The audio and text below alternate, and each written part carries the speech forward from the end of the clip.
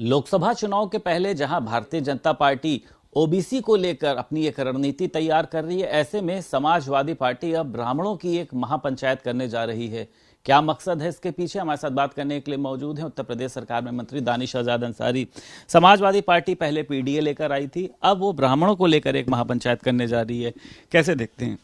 देखिए, समाजवादी पार्टी आज मुद्दा विहीन पार्टी है। उसके पास राजनीति करने का कोई फिक्स एजेंडा नहीं है। और समाजवादी पार्टी ने हमेशा समाज को जाति धर्म मजहब में बांटने की कोशिश की, हमेशा समाज को भ्रमित करने का काम किया, हमेशा समाज को गुमराह करके और समाज को विकास से पीछे ढकेलने की साजिश रची समाजवादी पार्टी ने। लेकिन अब हमारे समाज का सभी वर्ग ये जानता है, समझता है कि समाजवादी पार्टी का क्या एजेंडा है और समाजवादी पार्टी नकारात्मक सोच के साथ राजनीति करती है। आज हमारे समाज के तमाम वर्ग, तमाम जो जातियां हैं, तमाम धर्म मजहब पंथ के लोगों को हमारी भारतीय जनता पार्टी की नीति पर विश्वास है। हमारी मोदी और योगी सरकार की डबल इंजन की जो हमारी सरकार है उसकी योजनाओं पे सबको भरोसा है। और ईमानदारी से हमने जो काम किया है समाज के विकास के लिए, प्रदेश और देश के विकास के लिए, इस पे जनता को भरोसा है और जनता अब समाजवादी पार्टी के झांसे में नहीं आने वाली। वैसे क्या लगता है आपको, जो समाजवादी पार्टी का पीडीए वो पास हो रहा है या फेल हो रहा है? पीडीए जो है बुरी तरीके से समाजवादी पार्टी का फेल साबित हुआ। अभी जो विधानसभा के चुनाव हुए अलग अलग राज्यों में, जिसमें समाजवादी पार्टी ने अपना खूब दम भरा और खूब जनता को गुमराह करने की नाकाम कोशिश की, लेकिन समाजवादी पार्टी के तमाम एजेंडे जो है वो जनता के ऊपर जो है नाकाम साबित हुए। जिस तरीके से पीडीए की बात करती है, जो पिछड़ा समाज है, हमारा दलित समाज, अल्पसंख्यक समाज, ये समाज जानता है कि अपने शासनकाल में समाजवादी पार्टी ने सबसे ज़्यादा धोखा इसी समाज के साथ किया, सबसे ज़्यादा विश्वासघात इसी समाज के साथ किया।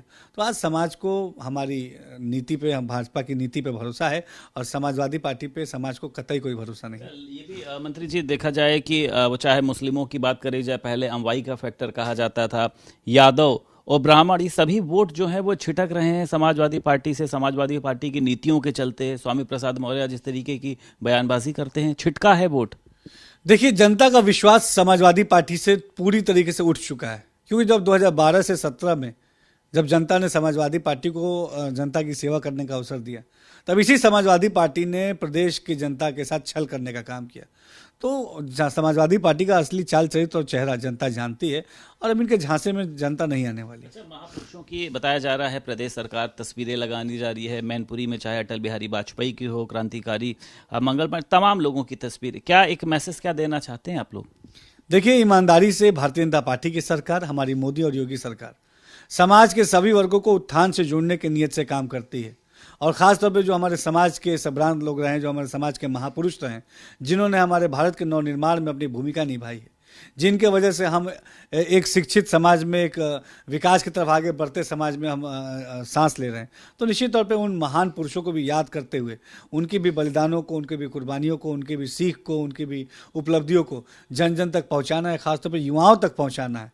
ये युवा, हमारे देश के युवा, समाज के युवा, जो हमारे देश का भविष्य है, और इनके भी कनेक्टिविटी हमारे महापुरुषों के साथ हमेशा बनी रहनी चाहिए, हमारी श्रद्धा बनी रहनी चाहिए।